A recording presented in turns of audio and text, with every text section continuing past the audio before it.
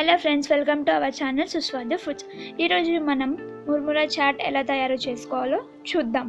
ముందుగా 1 కిలో ముర్మురాలు తీసుకున్న ముర్మురాల్లో వాటర్ వేసి 30 సెకండ్స్ వరకు నానబెట్టాలి.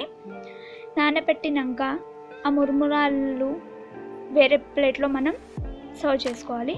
ఈ వీడియోలో చూస్తున్నాం కదా, ఎలా ప్రెస్సింగ్ చేస్తున్నారో అలా చేసి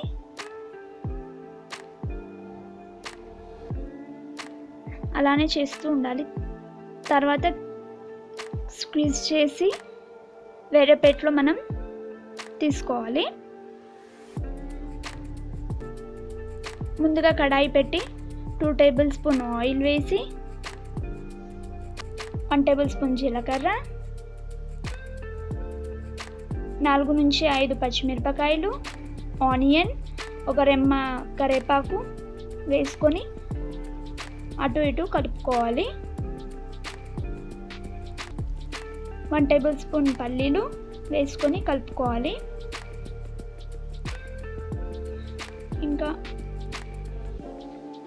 కొద్దిగా పసుపు,